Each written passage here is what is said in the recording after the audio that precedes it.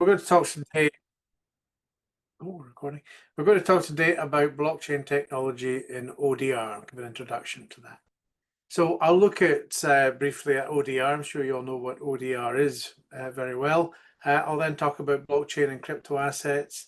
Look at smart contracts, which is an application of blockchain used to resolve disputes. I'll talk about the use of blockchain in ODR more broadly and blockchain arbitration. So ODR, just to set our terms right, that is the use of technology and dispute resolution in online transactions. You get virtual hearings.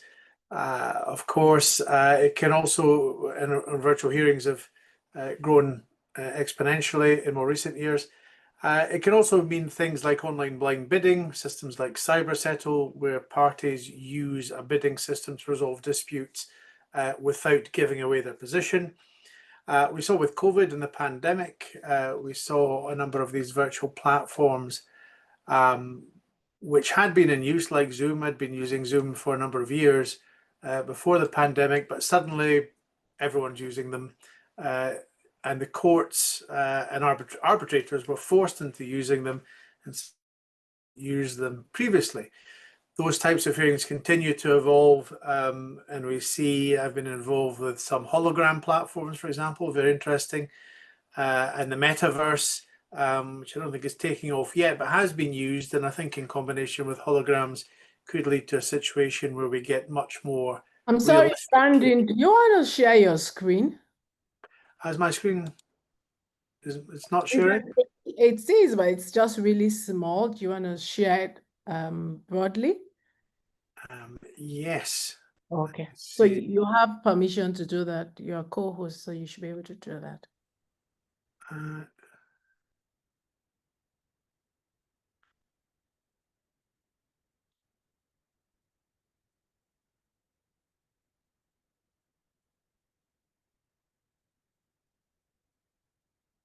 Is that better? Yeah, definitely. Definitely. Yeah, that's it. Thank you. Okay. So, yes.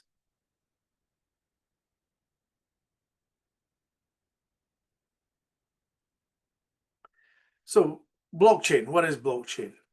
Well, blockchain is the recording of information electronically in a way that makes it impossible or nearly impossible to interfere with or hack. The information is recorded on a distributed ledger, which is to say it's not on a single computer, but across many computers. And the result is that any attempt to change or hack or cheat the system on one computer is rejected by the other machines in the system. And the first use case of blockchain was the cryptocurrency Bitcoin. This is really how it came about. And Bitcoin solves the problem of the double spend that would otherwise prevent the effective use of a digital currency. So if you think about a traditional currency, if you have a gold coin, if you have a dollar bill, if you spend it, if you give it to another person, you don't have it anymore. Clearly, you can't spend it again. You could try and counterfeit a gold coin or try and print a dollar bill, but it's very difficult to do that, and it's unlikely that you're going to be successful with modern technology. Therefore, I can only spend that money once. But if you contrast that with a digital currency, the nature of a digital file is that you can make a perfect copy of it. So the difficulty with a digital currency, you can spend it, you can send it to someone, but you've still got a perfect copy, so you can try and spend it again. How do you prevent that from happening? The answer to that is the blockchain. So the blockchain operates on an add-only basis. You can only add new information to the blockchain. You cannot change the information when it's there. So, and the blockchain contains the whole of the history of the transactions that take place on the blockchain. So if you spend a Bitcoin or part of a Bitcoin, of course, Bitcoins are very valuable these days, the blockchain records that it's been sent, that transaction is in place, the blockchain knows you don't own it anymore, you can't spend it again. So we're left in a situation where you have a digital currency that you can spend, and the blockchain records all of these transactions and knows that you no longer own it. So let's talk about crypto assets a little bit. We'll talk about crypto assets, cryptocurrencies, obviously. Bitcoin, Ethereum, Litecoin are the main ones, perhaps. There are many, many others of varying degrees of value and trustworthiness. And cryptocurrency works as a means of exchange, i.e. money, you can spend it, and also as a store of value. We then get stable coins, which is similar. It's a type of cryptocurrency, but it's pegged to a stable asset like the US dollar. So there is no volatility within the stable coin itself. Obviously, if the currency is unstable, the stable coin will be unstable. But by and large, unlike a pure cryptocurrency like Bitcoin, where you've seen there have been large ups and downs in the value of a cryptocurrency, a stable coin remains, as the name suggests, stable. You also get utility tokens. They're a bit niche, but they work within a blockchain ecosystem, like something called a basic attention token, which is proof of customers having looked at your site. That works in a certain type of blockchain system. You can have a security token, which represents traditional securities like stocks and bonds on a blockchain. Therefore, trading is allowed in a recorded and an incorruptible way. Non-fungible tokens, or NFTs, you've probably heard of those. That's a unique digital asset. A cryptocurrency, a Bitcoin, for example, is a fungible token, which means you never hold one precise Bitcoin. You own a Bitcoin like you own a dollar bill in your bank. You can't point your finger at it. By contrast, a non-fungible token is not fungible. It's a singular thing. It's a singular piece of code that can represent a piece of art, collectibles, music, virtual items. It can also operate as proof of authenticity or ownership. We also see central bank digital currencies emerging, and that is where it's a digital version of an actual currency, a national currency, a national fiat currency. So we see, for example, the digital yuan in China, and that may be a centralized system rather than a distributed blockchain system, depending on the currency, but the idea is similar. We also see digital securities and tokenized assets, so real world assets represented on the blockchain. For example, we see tokenized gold and fractional ownership of physical property, where the blockchain is essentially the ownership certificate, and again can only be spent or transferred, bought, sold one at a time. And we also see virtual currencies in games. That can be used on blockchain games or ecosystems like Decentraland and Sandbox. It's probably a bit niche for what we're talking about here, but another example of what a crypto asset can be.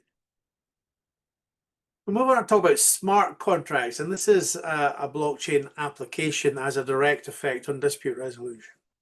So smart contracts have existed for a long time.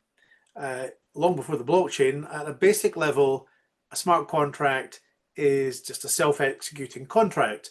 If you think about a vending machine, that's a type of smart contract. You put the coin in, you get your can of juice or whatever, your packet of crisps that you get out of the machine, and that's a complete contract. You don't necessarily know who owns the machine. They certainly won't know who you are when you put your coin in there, and yet there's a contract that has been executed automatically. With computer technology, we see much more sophisticated smart contracts coming into play. Now, smart contracts don't have to use the blockchain, but the use of the blockchain adds security and functionality to these types of contracts. So with the blockchain, many new use cases for smart contracts. We see important areas of development such as decentralized finance, where you see lending and borrowing on a secured basis without the intervention of a bank. You see tokenized assets, I've talked about already. It's used in supply chain management. Insurance, I'll give some examples of that. In decentralized autonomous organizations, and identity and credential verification. So how do smart contracts work? They work on an if-then basis. So you plan out what might happen in terms of a contract. You plan out eventualities and you work out in advance what is to happen if a certain event occurs. And then the outcome is automatically executed. The information that determines the operation of the smart contract or whether a contractual condition has been met comes from an outside data source, and that is known as an oracle. That's a technical term for that. That's a data set, and I'll give examples of that. So a popular use, or certainly one that has been tried, is in the insurance sector. It's what's known as parametric insurance. Parametric insurance pays out automatically in the event of an event falling within defined parameters, thus parametric. And an example of that is citrus crop insurance. So citrus fruit, if you think about it, has greater value if it can be sold as whole fruit in good form. If it's damaged by frost, it can only be sold for juice, and they will not get as much money for that. And the insurance policy that these citrus farmers will take out covers the difference between the price of the whole fruit and the juice value. So if you think about a traditional crop insurance contract, if the crop is damaged by frost, the farmer will make a claim. The insurer will appoint a loss adjuster to assess the claim. If the farmer doesn't agree with the loss adjuster's assessment, he might appoint his own loss adjuster, he might appoint his own lawyer, and ultimately there might be litigation or arbitration to resolve the matter. There'll be a fight about what the actual damage incurred was, possibly on the question of causation, all these issues. But with a smart contract, what happens is the insurer and farmer agree in advice what the payout will be if there is frost, and they will agree on a premium to reflect the risk, which will be tied to your physical location and the risk of frost, etc. The smart contract, that program, is then connected to a weather database from the local meteorological office, which monitors that part of the world. And the database is the oracle. That's the connection to the physical world. And if the database records that the temperature in that part of the world, that vicinity of the citrus farm, has dropped below zero, everyone will know that the crop has been damaged by frost, and the smart contract will pay out automatically. The farmer doesn't need to make a claim. You don't need to appoint a loss adjuster. There really is no scope for a dispute. It's resolved without human intervention. So parametric insurance is one example of a smart contract. There are potentially many others. If you think of any contractual situation where possible variations can be worked out in advance and the variables can be inputted from an oracle, an external source, smart contract. Another example that has been tried is in flight insurance. So you can take a policy that if your flight arrives late, you'll be paid out compensation. And the oracle there is the flight data, which is available to anyone. It's available on your smartphone for every flight out there. And again, automatically, if your flight arrives more than 2 hours or 3 or 4 hours, whatever you've agreed in your insurance policy, and you incur a loss as a result, you can insure against that. The oracle will say, this flight came in late, and it will pay out. So these are quite straightforward examples of smart contracts. We also see with decentralized finance, for example, we see people that want to lend money for a return. We see people who want to try and borrow money. So if you're a lender, you can put your Bitcoin in, which is a well-established digital token, a well-established cryptocurrency that has a real-world value. And the borrower will come along and say, I would like to borrow, let's say, 5 Bitcoins from you, and I will put up security. He may have other cryptocurrencies which are much more volatile and less valuable. So if he puts up his an equivalent amount in his issued coin, or a higher amount, there can be an agreement between the parties that if the value of those other coins drops below a level, then the coins are sold at that level to cover the loan amount. Again, it happens automatically, and we see this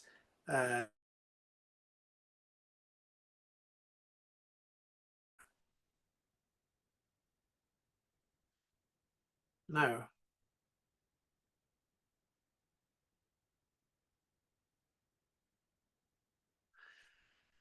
So you can see that where you're able to work out the consequences, the eventualities of a smart contract, there's potential to obviate disputes. So not merely have an impact on ODR, but actually get rid of the idea that there might be a dispute altogether, because the circumstances simply don't arise that would allow for a dispute.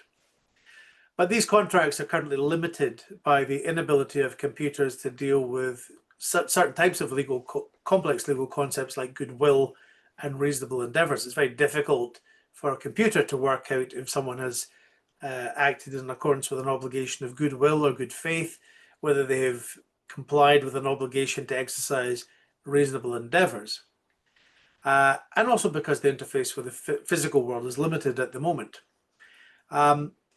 But these smart contracts are going to become radically more advanced with the advent of quantum computing and artificial intelligence. And we've seen in recent years an exponential rise in the power of artificial intelligence.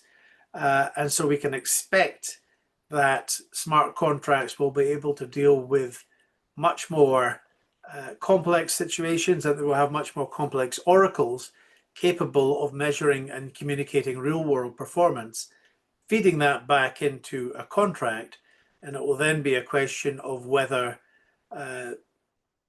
it's possible to work out the consequences of a breach and cater for an advance in a smart contract.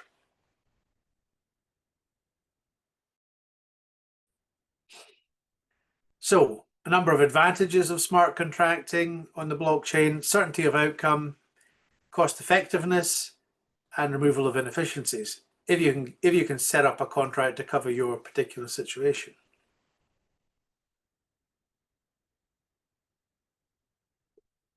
But ultimately, they can only apply where it's possible to agree some or all of the variables, and the outcome of a breach of the contract, or the outcome of a, it's not really correct to term it a breach, because what you're really talking about is an anticipated outcome of a variable.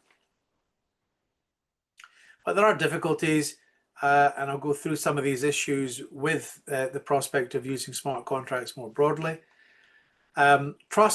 Trust in cryptocurrencies and blockchains is still fairly low, relatively low. There's a lack of understanding.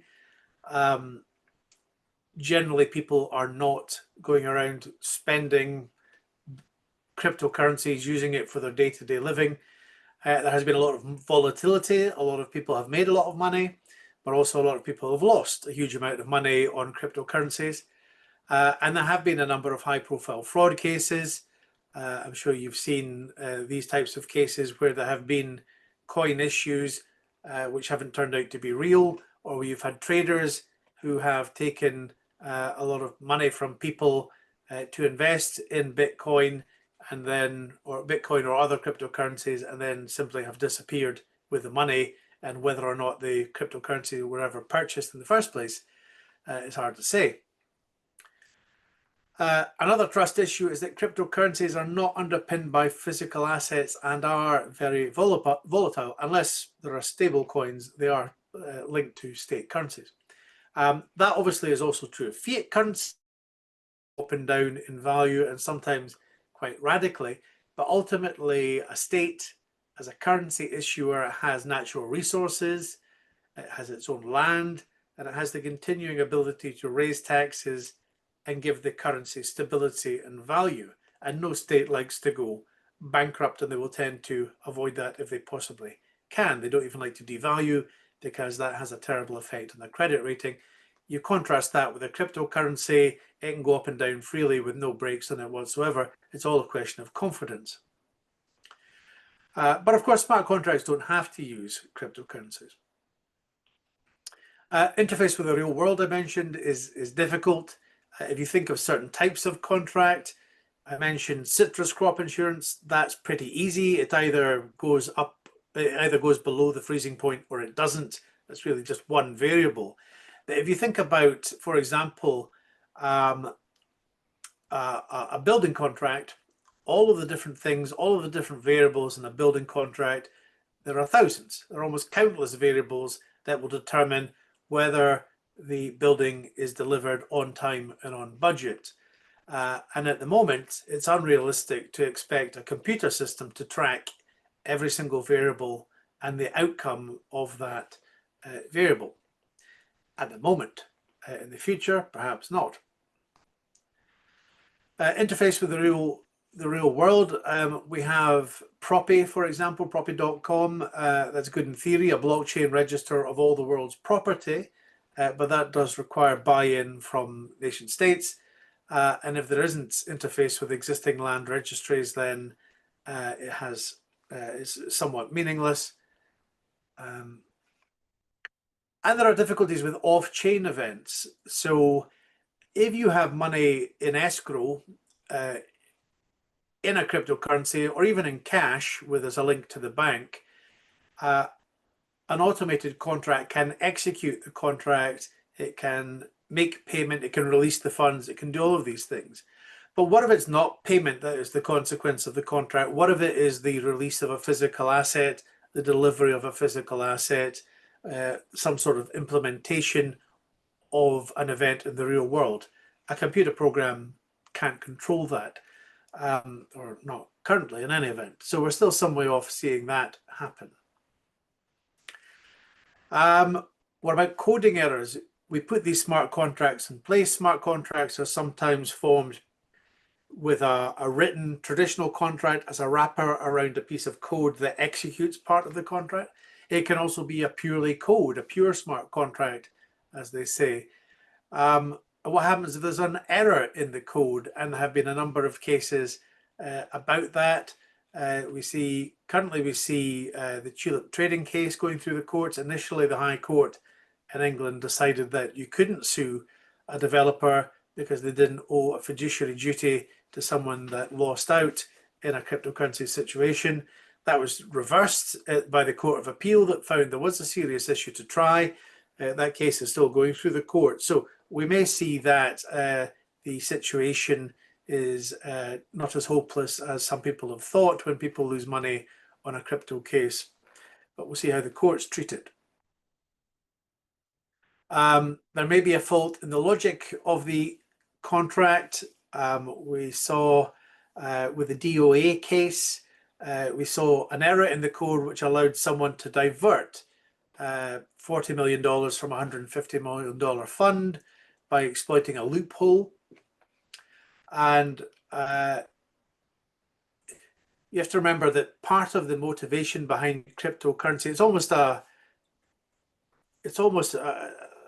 certainly it's a political philosophy, almost a religious philosophy in some circles, but certainly a political philosophy that you should be able to transact independently of banks without any sort of central banks having supervision.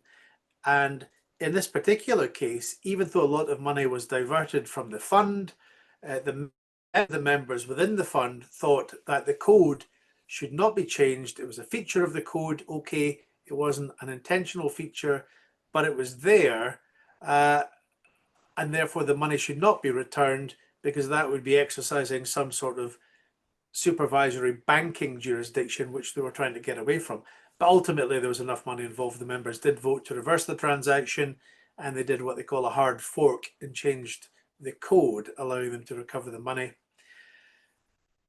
There was also another case I mentioned there, B2C2, where a cryptocurrency trader reversed a transaction to which they were entitled, and the court overruled that. Another issue is predictability of variables. you need a predefined trigger for smart contracts. In a more complex contract, it's very difficult to work out all of the ways in which a breach might come about. Give the example again of the building contract.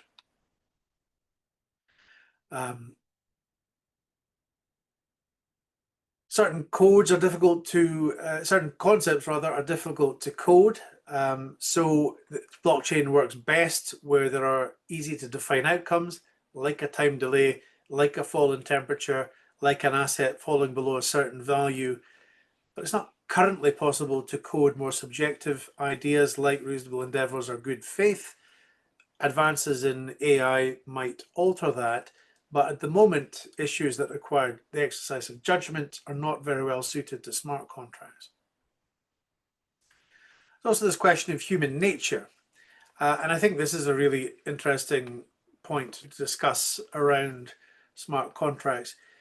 Ultimately, human beings like to be able to reserve their position, argue their position. People like to have their day in court. Now, I don't necessarily mean a court. What I mean is they like to be able to have their say in front of someone who is a respected third party who will listen to what they have to say and give a decision.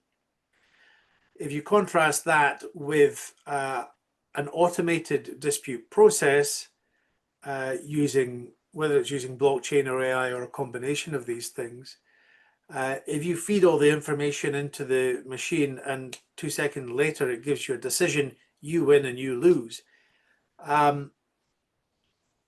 Even if that is possible, and we're moving towards a point, I think, where that will be possible in a wide variety of cases, is that what people want? Or do they still want to have a human being consider their case and give a reasoned decision?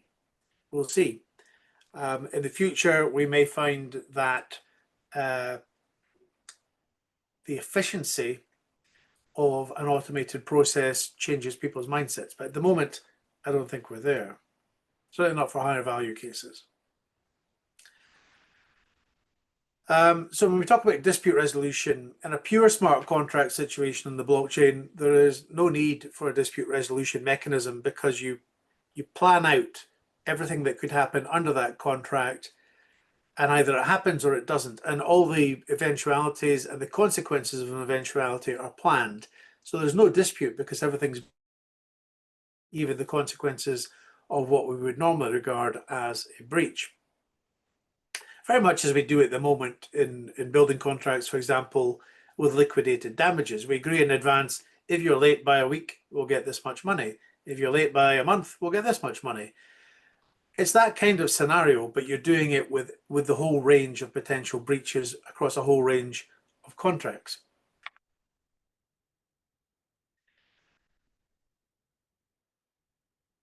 So I've talked about these problems with smart contracts.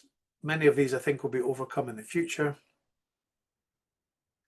So, but in the short term, I think it's likely that this expansion of smart contracts is going to cause as many disputes as it avoids, because it is difficult to cater for every scenario.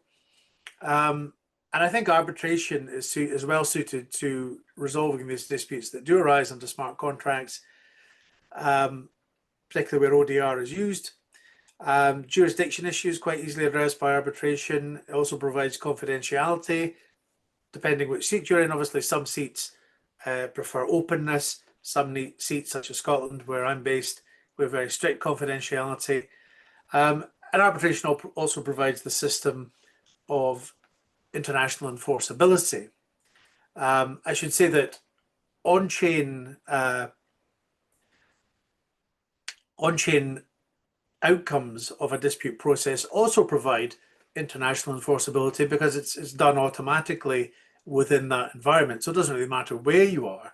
But as we know, arbitration has the New York Convention, which allows for very broad international mediation, with the Singapore Convention, an expansion of enforcement capabilities around the world as more and more countries adopt that treaty. Are there differences? There are a number of differences with smart contract dispute resolution, because the contract might not be a contract in written form at all. It may be entirely expressed in code, and that can obviously be very difficult to work out the consequences of that.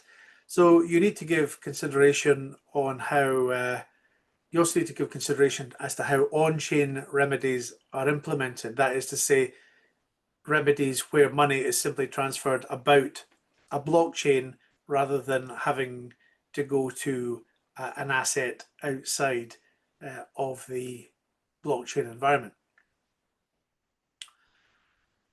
So there are many types of disputes that can arise in respect of crypto assets, and we've seen quite a few of these in the courts.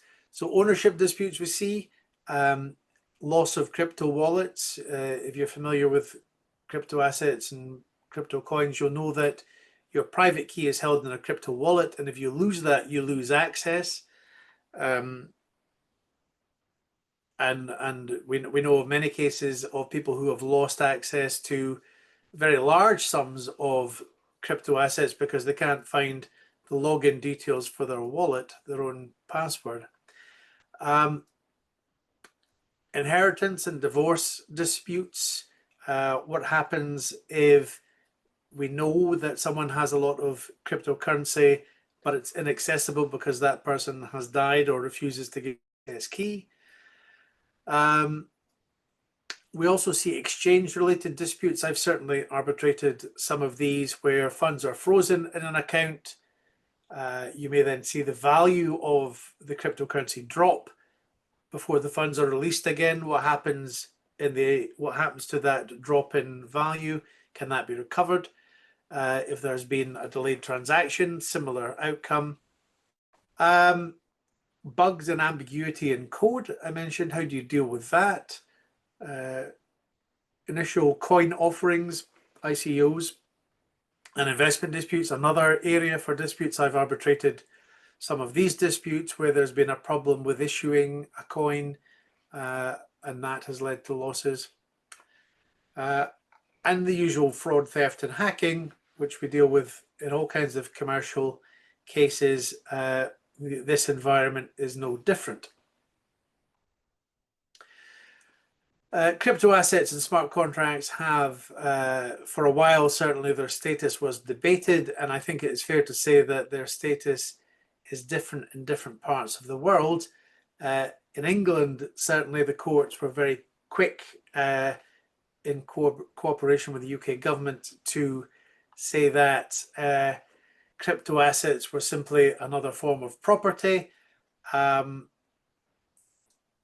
think, strictly speaking, I thought that was a bit of a stretch. Crypto assets don't really fall within the traditional two types of property under English law, but I think the courts wanted to assure investors that they would treat it as property, and that is certainly what they have done after this initial statement.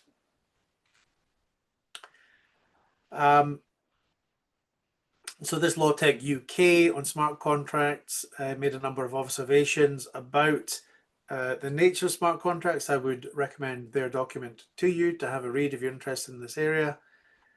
I won't go through all of it given time constraints. But some of these features of these contracts, for example, they may well be anonymous or pseudonymous. Difficult word to say, but using a fake name to contract, which is a strange thing to do in the normal contract situation. But the courts, or the LawTech UK, stated that English law is fully equipped not only to deal with bilateral smart contracts, but also those structured around DAOs.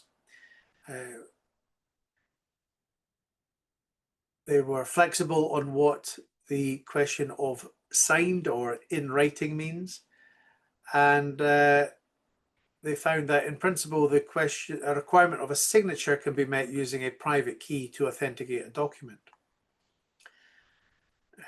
Lord Hodge, who's the Deputy President of the UK Supreme Court, took a similar view in relation to Scots law. And another little wrinkle in this is automatic contracts. Obviously, a feature of contracts is consent, intent to form contractual relations. What happens if there's an automatic contract, i.e. it's entered into without anyone consciously determining that it is going to contract, and there might be a distinction in law between a contract created by deterministic computer programs. So if you set up a program saying if this happens, then that happens, then you could argue that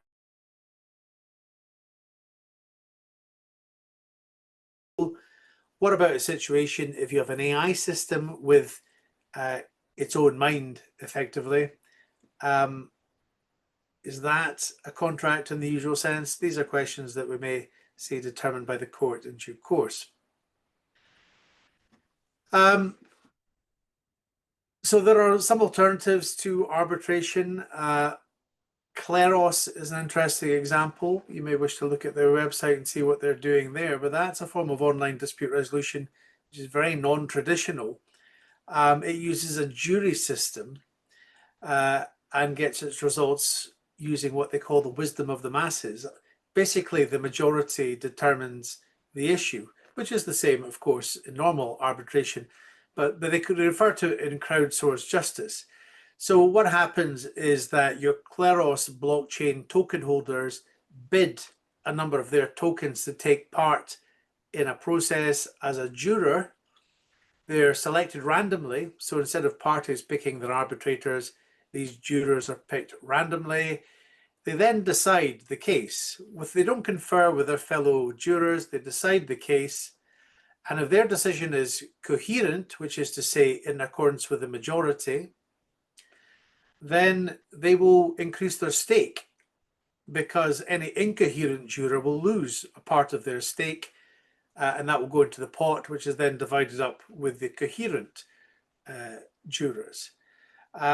So the idea there is that everyone will try and decide the case as best they can, and that the outcome will be in accordance with the majority view of those looking at it. Now, this is being used, as I understand it, relatively widely, but for small value cases, because it's very low cost. Would it be used in a larger case? I expect probably not, because of this human nature tendency to want to get a reasoned decision. But certainly seems to be growing. I think a very interesting area around this is the access to justice issue, and allowing smaller cases to be dealt with on this much more efficient or much more cost-effective way. Whether that will continue to grow and start to eat into larger value cases, who can say? But it might be that this is the thin end of the wedge. So looking ahead, increased computing power does threaten the encryption use of blockchain. I think it's important to understand that. Quantum computing, when properly harnessed, will really render current encryption methods redundant, which means it will render current blockchains redundant. But there'll be new quantum encryption which comes in. But also the power of quantum computing combined with AI might mean that we can use these smart contracts and use blockchain and new types of blockchain in a far more powerful way in the dispute process. So looking back again at this question of blockchain use in ADR, smart contracts is a very large use, or certainly has a very large impact on ODR. Other potential fields, evidence management and verification. So if we think about the documents produced in a dispute resolution process, there may be thousands, there may be millions of documents. Blockchain allows those documents to be time-stamped effectively, frozen in time so that they can't be interfered with, so maintaining the integrity of evidence.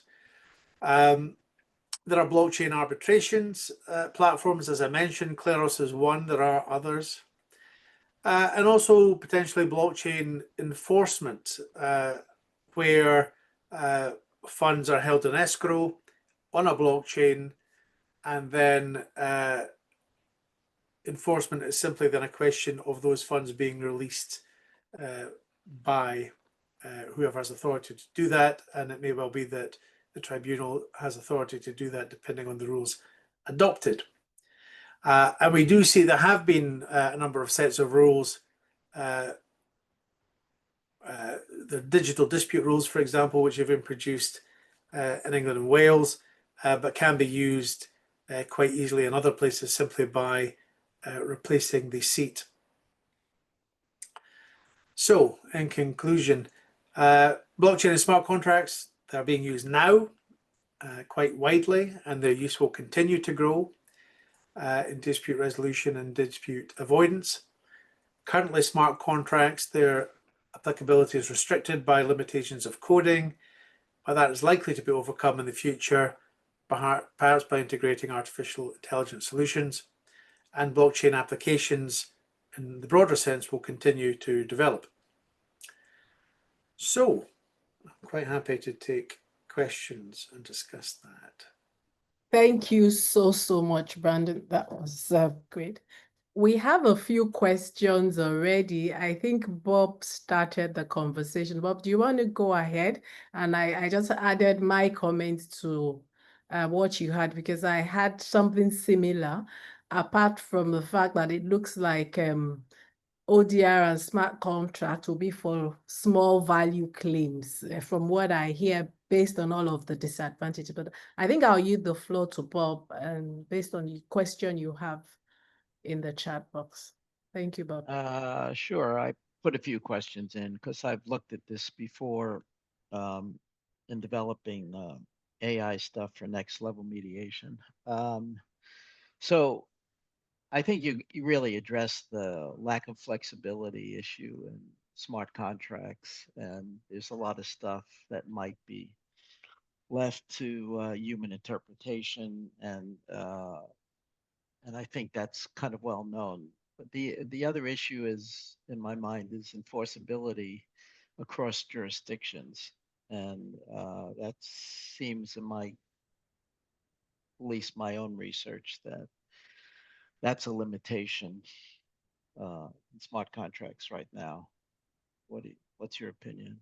And sorry, Yeah, just to add on before you answer, Brandon, then I just had the add-on to Bob to say, well, particularly where you have jurisdictions where they have different technological developments and you have to enforce across those jurisdictions, how would you address that? Just so that you can answer that together. Thank you. Sorry, could you repeat your point there? Oh, okay. So I said, especially where you have different technological developments in the different jurisdictions. Yes, yes. Well, I mean that's I think the platforms, they're a bit of a leveler in a way, because if you're using a platform that's open to all,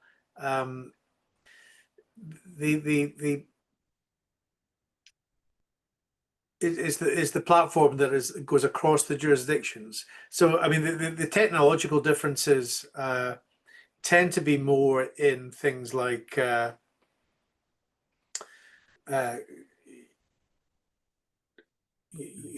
quality of broadband signal, for example. That can be an inhibitor, but that doesn't really make any difference to this sort of situation. That's more of an issue in ODR, for example, when you're using virtual platforms, when you're trying to use things like holograms and the metaverse and what have you. That's an issue.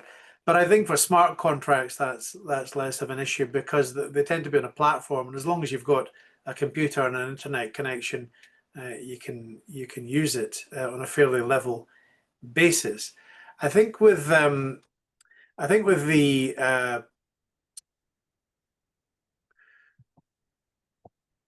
enforceability point, I think if you're dealing with It depends quite where the assets are. So if it's a smart contract where the assets are being held in escrow, enforceability is actually easier than it would be internationally with a traditional arbitration award, because the assets are there and they're simply released automatically. Similarly with so this question of enforceability in the right scenario doesn't arise. It's simply executed. They're automatically executing. But yes, if you've got a situation where a smart contract determines that an award ought to be made, then that can be more difficult. Is it an award? For example, it can be regarded as an award under the New York Convention, and therefore enforced internationally. And there's a real question around that. But I think that's a less likely scenario, because in a proper smart contract environment, you've made provision for the automatic execution of that contract. Now, we do see contracts where there are elements of the contract are incorporated in a smart contract. So it may be necessary, even where there is an automatic execution which has not been implemented, it may still be necessary to go to an arbitral tribunal and get an award confirming that outcome. Now, so long as the tribunal is enforcing the consequence of a contract, or is making an award confirming that that is the outcome of that contract, then that ought to be, as long as they're coming to a conclusion using their own reasoning that that is what the contract says, and it's a consequence of what parties have agreed, then that ought to be an enforceable arbitral award, I would have thought. And again,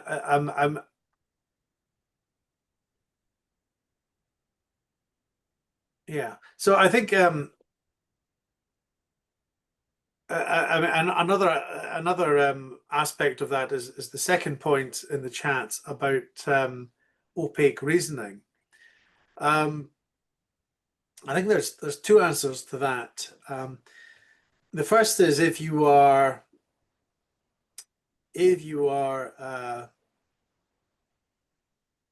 dealing with a pure smart contract where the variables are anticipated, and the contract is simply saying this has happened, therefore this happens. The reasoning is not opaque; it's quite clear. X has happened, therefore Y is the outcome. If it's a more if we're into AI reasoning, I mean I think that this is the sort of future scenario I'm talking about, where it may be possible to have an AI oracle. I think that potentially raises issues, and I don't think the law is there on enforceability, because parties can agree that AI will determine the outcome, and that's fine. But is that an award under the New York Convention? Probably not. It's not a decision of a tribunal. I think the general view is that means a human or a tribunal of humans. But and this is this is the interesting thing, and it's the thin end of the wedge argument. The observation is this is currently small value contracts. That's right. I mean, we've got AI determining eBay disputes. We've got AI determining small disputes.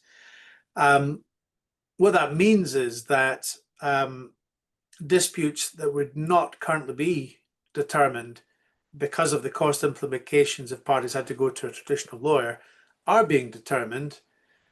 And as we look ahead, we're sort of getting into a different lecture about AI rather than about blockchain. But as we look ahead, as AI becomes more capable, there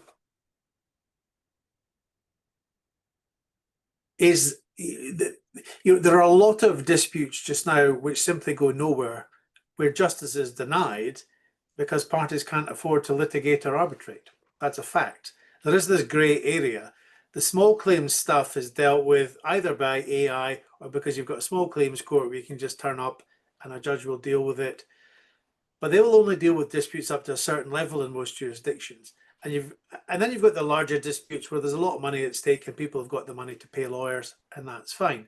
But you've got a very large middle section where cases simply don't get dealt with and justice is denied. There is no justice because parties, it's too big to qualify for legal assistance at the sort of small claim level. It's too big for a small claim court, so the court isn't going to touch it. But they simply can't afford to get the thing dealt with properly. And there's too big a risk because if they lose, there might be terrible consequences and expenses coming back against them.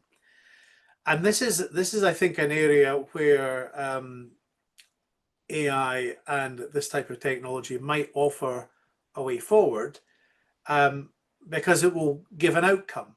And sometimes an outcome is better than no outcome. Some sort of justice. It might be rough justice, it might be imperfect justice, but it is a form of justice. So there is but then there is this thin end of the wedge argument, which is if you open the door a little bit, if you crack it open to AI for small claims, and then you get the slightly bigger claims in, where does it stop? And if you look at the capabilities of AI, if we look in the last, the leaps and bounds AI has made in the last year, the capabilities simply over the last year, AI has been around a long time, but in the last year we've gone into this exponential multiplication of its ability, and yet we're still in the foothills of AI development. It's impossible to predict what AI is going to look like in 10 years from now. Impossible. Its capabilities. And I know a lot of lawyers who are confidently predicting, oh, AI will never replace lawyers, it'll never replace arbitrators, blah blah blah blah blah. Right. Personally, make that prediction, not at all, because I think the capability of AI at the moment, AI at the moment is like I tend to treat it like a pretty new assistant who doesn't really know what they're doing.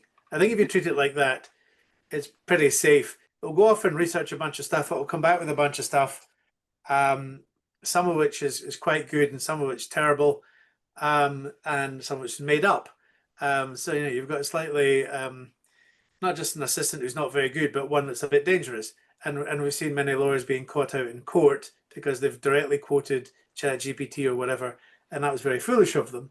So if you treat AI like a poor quality assistant and check everything they do, then it's very useful because it will give you a starting point. It'll point you in directions that might be useful, but you cannot rely on it. But that's now. If you think 10 years from now, 20 years from now, 30 years from now, what that machine is going to be capable of with this exponential growth, this geometric progression of what the thing is capable of, I would not at all confidently predict that it will not be able to do what arbitrators do, and it won't be able to do it better. And I think it comes back then to this question of, well, yes, it can do it, but do you want it to do it? Are you content that a machine is making this decision, or would you rather have humans doing it? And I think that is the human nature question. And I suspect for the very high value, the big stuff, parties will still want humans involved because, if you've got a dispute between states, and these states and their leaders have to report back to their populations, are they going to be content to go back and say, well, the machine said we lost, I'm terribly sorry? I think they're going to want to be able to have that human judgment. But equally, I think in the commercial sphere, we may well find that clients are saying, why am I spending all this money on my lawyers when an AI is telling me that I'm going to win, or an AI is telling me I'm going to lose? And there is the black box issue, but you can, if you speak to AI specialists, they will tell you, well, you can tell the AI to set out how it has arrived at its decision. Yeah, but the Brandon, issue. okay, I go think the ahead, big- go ahead, Bob. The issue in law, in my mind, is it's currently it's not inductive or deductive reasoning, it's more probabilistic reasoning. And I think that seems to fall outside current laws, right? And so I think that's, in my mind, a big issue because you can't really provide an accurate audit trail of how it reached a logical conclusion in a series of logical steps because they're based on probability of sequencing words. So Yeah, I mean that's how it does it. But my understanding, and I'm not a scientist or a technical person, but my understanding, having spoken to people who are, is that you include that in your prompting, and you just say, and you query it when it makes a decision. Well, why did you decide that? And it will come back and it will give you the reason. And if it's a probabilistic reason rather than one that makes sense, then you discount the reasoning. But I mean, I've played with these systems myself. I mean, I decide cases as arbitrator, as adjudicator in various contexts, and I have taken a case where I've decided it, I've issued my award or my decision in an adjudication, and I've gone back after the thing was all out in the public domain. It was no longer confidential, and I fed the information into an AI, the pleadings, what have you, and I said, who's right, who's wrong, and why, or who wins and why. And it came back with the same answer as me for the same reasons, by and large. And I felt moderately redundant. But it's, I think the technology is I don't think we can discount it. I mean, ultimately, yes, it's a tool, but it's a tool that can produce an answer. And I think in those extreme cases where justice is not going to happen unless it's done by an AI because the money isn't there, maybe probabilistic outcomes are good enough rather than no outcome. So I think we'll see some pressure, and then it is this thin edge of the wedge argument. Is an answer better than no answer, and at which level financially? Is it just small claim? Okay, well, what is a small claim, and do we redefine?